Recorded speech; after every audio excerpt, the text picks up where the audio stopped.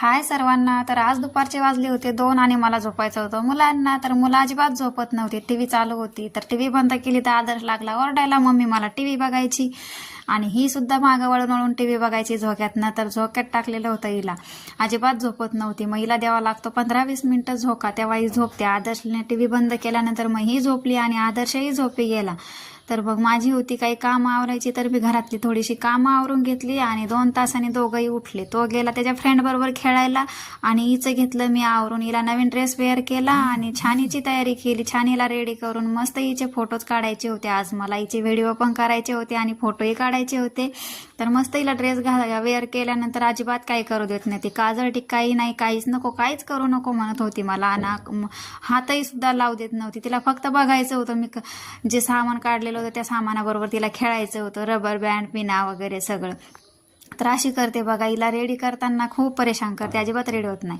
पण कसं बसं करून रेडी केलं आणि असं गोड दिसत होतं बघा पिल्लू. नंतर दादा आला आणि म्हणे वाव छान, याला सरप्राईज दिला आम्ही. नवीन ड्रेस घातला होता, हा गेल्यानंतर घातला होता. किती छान, किती क्यूट दिसती म्हणत होता माझी बहीण.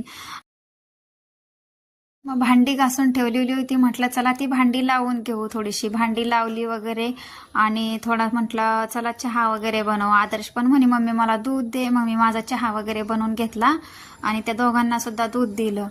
तर मग दिवसभर अशी असते बघा 2 मुलांच्या आईची फजिती. मग नंतर चहा वगैरे पिऊन झाला आणि आदर्शचे पप्पा आले. त्यांना म्हटलं थोडंसं हिला सांभाळा.